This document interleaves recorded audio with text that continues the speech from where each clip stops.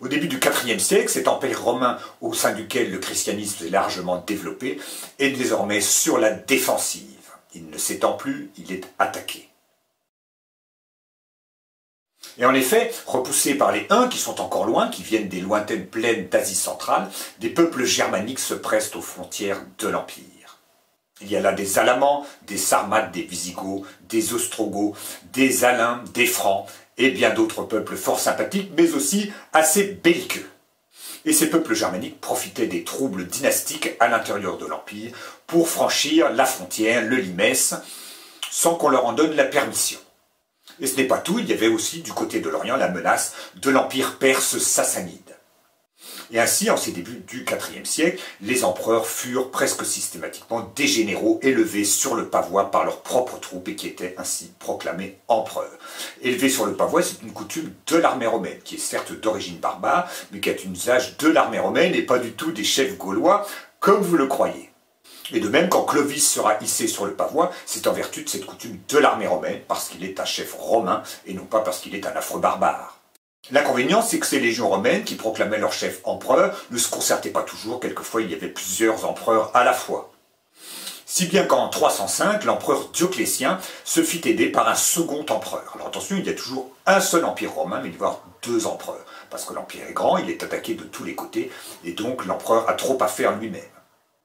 Et en plus de ce second empereur, il y avoir deux co-empereurs qui sont les héritiers de l'empereur. Chaque empereur désigne son héritier. Ils sont donc 4 à gouverner ce qu'on appelle la tétrarchie. En 306, Constantin, fils de Sainte-Hélène, fut proclamé empereur par les légions de Bretagne. Non pas d'Armorique, mais de la véritable Bretagne de l'époque, c'est-à-dire l'Angleterre d'aujourd'hui.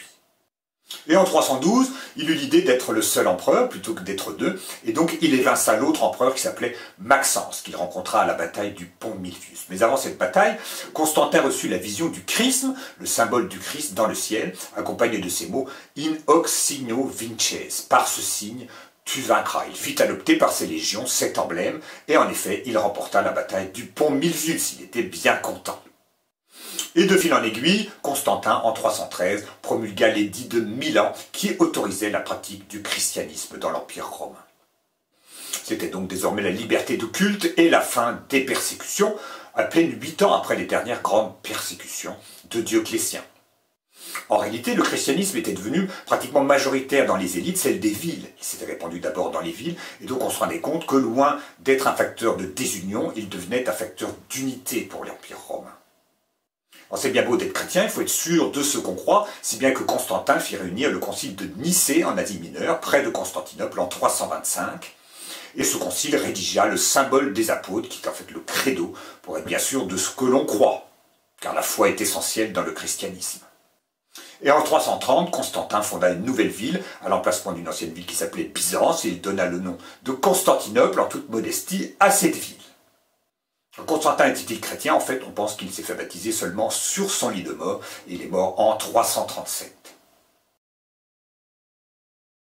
Une nouvelle étape va être franchie sous Théodose Ier, qui devint empereur en 379, et qui établit sa capitale non plus à Rome, mais à Constantinople. L'année suivante, par un édit de 380, Théodose Ier ordonna que tous les peuples de l'Empire devaient se rallier à la foi définie par le concile de Nicée, celui de 325, c'est-à-dire, comme dit Théodose Ier, la sainte Trinité du Père, du Fils et du Saint-Esprit. Cette notion de Trinité est très importante, c'est un mystère central du christianisme et on verra qu'elle jouera un grand rôle, la façon dont elle sera comprise, dans l'apparition d'une hérésie qui s'appellera l'arianisme. Et cette foi dans la Trinité du Père, du Fils et du Saint-Esprit sera confirmée par le concile de Constantinople en 381. Et Théodose Ier, une nouvelle fois, rassembla l'Empire romain tout entier sous sa seule autorité. Néanmoins, à sa mort, en 395, Constantin partagea de nouveau l'Empire entre ses deux fils. Honorius, qui n'avait à l'époque que 8 ans, eut l'Occident, avec pour capitale Milan et ensuite Ravenne. Pourquoi pas Rome? Parce que Rome, c'est la capitale du pape.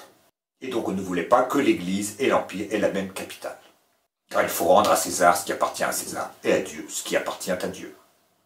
Et l'autre fils, Arcadius, eut la partie orientale de l'Empire, avec pour capitale Constantinople. Et l'on verra que l'adoption par l'Empire d'une seule religion va être pour l'Empire romain un puissant facteur d'unité. et va en fait assurer sa survie face aux grandes invasions qui vont déferler sur lui.